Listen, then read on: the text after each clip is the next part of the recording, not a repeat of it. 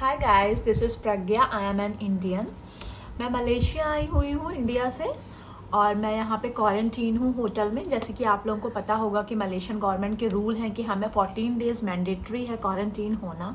तो मैं यहाँ पे होटल ट्यून में क्वारंटीन हूँ। मैं आपको अपने इस वीडियो में बताना चाहूँगी कि आप जब भी कहीं क्वारंटीन हो तो अपने साथ क्या क्या कैरी करें और आप किन किन बातों का विशेष ध्यान दें। तो मैंने 1 दिसंबर को ट्रेवल किया Lucknow to Delhi and Delhi to KL.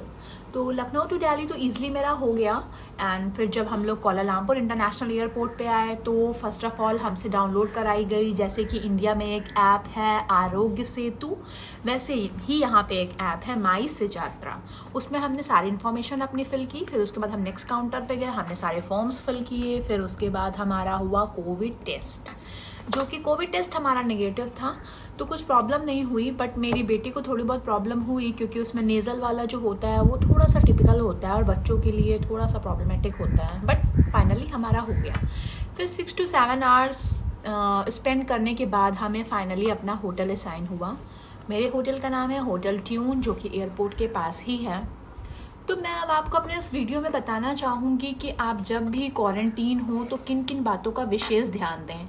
हालांकि जब भी कोई क्वारंटीन होने जाता है तो वो यूट्यूब पे बहुत सारे क्वारंटीन वीडियोस देख लेता है एक आइडिया के लिए। मैंने भी ऐसा किया था। जब मैं आई तो मैंने क्वारंटीन वीडियोस बहुत सारे देखे, बट मुझे कोई भी इंडिया वाले का वीडियो देखने को नहीं मिला। तो मुझे नहीं पता चला कि मुझे क्या क्या चीज़ों पे ज़्यादा ध्यान देना चाहिए।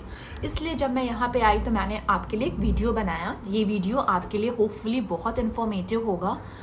तो मैं आपको बताऊँगी कि जब मैं अपने होटल में आई तो फिर मुझे क्या क्या प्रॉब्लम फेस करनी पड़ी। First of all, being a north Indian and vegetarian, सबसे ज़्यादा प्रॉब्लम आया मुझे फूड का। जब मैं आई तो जो भी इन्होंने मुझे फूड सर्व करा वो मलेशियन फूड था, और मलेशियन फूड इतना ज़्यादा यमी टेस्टी नहीं होता जैसे कि हमारे इंडिया में होता है। और हमारे टेस्ट बर्ड्स एकदम अलग होते हैं, इनके टेस्ट बर्ड्स एकदम अलग होते हैं।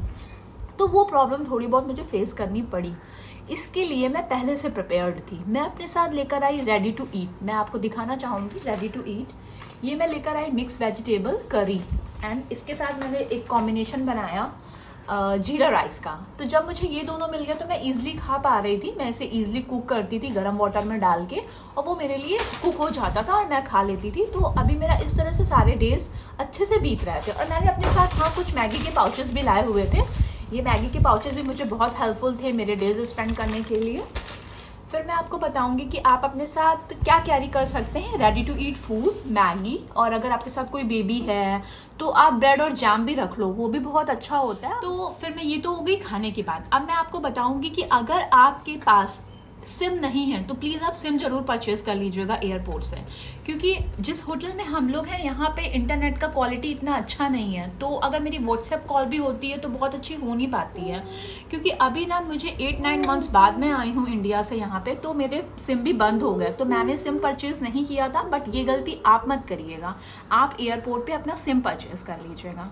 देन मैं आपको बताना चाहूँगी, अगर आप किसी किड्स के साथ आए हैं अपने क्वारंटीन डेज में तो प्लीज़ आप विशेष ध्यान रखिएगा कि आपको उनके लिए एंटरटेनमेंट की सारी चीज़ें लानी होंगी अपने साथ, जैसे कि कुछ टॉयज़, ड्राइंग बुक, कलर, और कुछ आप उनके जो फेवरेट वीडियोस होते हैं कार्टून, उन्हें आप डाउनलोड कर लीजिए। और फिर उसके बाद जैसे कि वो आपको परेशान ना करें और वो भी बेचारे बोर ना हो, क्योंकि यहाँ पे टेलीविज़न तो दिया हुआ है बट उस टेलीविज़न में हमारे कोई चैनल्स नहीं आते, तो हम इतना देख नहीं पाते हैं, मेरा एंटरटेनमेंट नहीं हो पाता, मेरे बच्चे का एंटरटेनमेंट नहीं हो पाता है।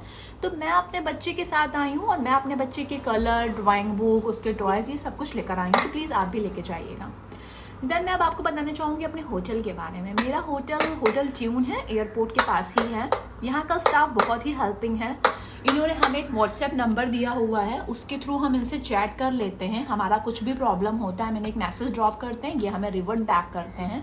उस मैसेज में जिनसे जो भी हमारी कंप्लेंट्स होती हैं उन पे ये वर्क भी करते हैं और हमें सॉल्यूशन देते हैं।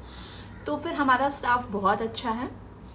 अब मैं आपको बताना चाहूँगी कि जो भी मतलब हमारे सामने सारी फैमिली सॉरी गाइस, कुछ भी स्क्रिप्टेड नहीं है तो थोड़ा सा प्रॉब्लम हो गया।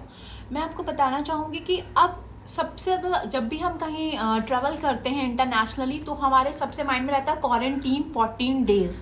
बट मैं आपको बताना चाहूँगी कि आपको क्वारंटीन से बिल्कुल भी घबराने की ज़रूरत नहीं है। ये एक तरह से बहुत अच्छा मतलब रूल है गवर्नमेंट की तरफ से, जिससे कि हम भी सेफ़ रहें और वो भी सेफ़ रहें। तो इस क्वारंटीन से आप बिल्कुल भी मत घबराइए, बस थोड़ा प्रिपेयर होने की ज़रूरत है। आप प्रिपेयर होकर आइए, अपनी साथ सारी चीज़ें कैरी करिए और अपनी फैमिली के साथ आपको बहुत अच्छा टाइम स्पेंड करने के 14 डेज़ मिल रहे हैं। कभी भी हम एक रूम में रह के इतनी बातें नहीं कर पाते हैं, अपनी बातें शेयर नहीं कर पाते हैं, मस्ती नहीं कर पाते हैं। तो मैं तो अपने क्वारंटाइन को बहुत ज़्यादा एंजॉय कर रही हूँ अपनी फैमिली के साथ, अपने हस्बैंड के साथ, अपनी बेटी के साथ। तो प्लीज़ आप अपने क्वारंटीन से बिल्कुल भी मत घबराइए, अच्छे से सारा कुछ प्रिपेयर होके जाइए। होप आप अपने क्वारंटीन को एंजॉय करेंगे। नमस्ते, जय हिंद, जय भारत।